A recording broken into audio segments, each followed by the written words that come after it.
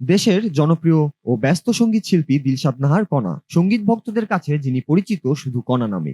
সাধারণত stage show কিংবা television প্রোগ্রামে নিজের মৌলিক গান পরিবেশন করেন তিনি। তবে দর্শক শ্রোতার অনুরোধে মাঝে মাঝে ফোক গানেও শোনা যায় তার কণ্ঠ। সম্প্রতি আরটিভি ফোক স্টেশন সিজন 6 এর জন্য কণা গেয়েছেন মরমী কবি হাসন রাজার জনপ্রিয় গান বাউলা কে বানাইলো রে হাসন রাজারে। গানটির নতুন সঙ্গীতায়োজন করেছেন জিকো ঘোষ। কণ্ঠের জাদু আর নতুন আয়োজনে গানটি নতুন মাত্রা পেয়েছে বলে মনে করছেন শ্রোতারা। এই গান প্রকাশের পরপরই প্রকাশ পেয়েছে আরেকটি ফোক গান, সখী তোরা প্রেম করিস না। এটি বাউল সম্রাট শাহ আব্দুল করিমের লেখা ও সুর করা গান। নতুন সঙ্গীতায়োজনটি করেছেন আদিব কবির, আর পুরো প্রজেক্টের তত্ত্বাবধানে ছিলেন সঙ্গীত শিল্পী জুয়েল মোর্শেদ। পয়লা বৈশাখ উপলক্ষে গানটি প্রকাশিত হয়েছে স্বাধীন মিউজিকের ইউটিউব চ্যানেলে। দুটি গান নিয়ে শ্রোতাদের আগ্রহ চোখে পড়ার মতো।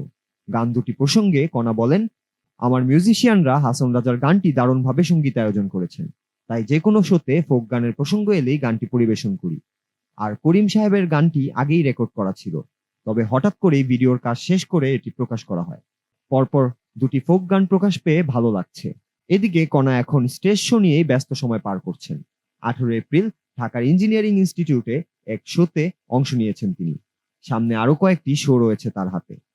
29 এপ্রিল তিনি সৌদি আরবের উদ্দেশ্যে ঢাকা ছাড়বেন। সেখানে প্রবাসী বাঙালিদের আমন্ত্রণে একটি শোতে গান পরিবেশন শেষে 2 মে দেশে ফিরবেন কণা।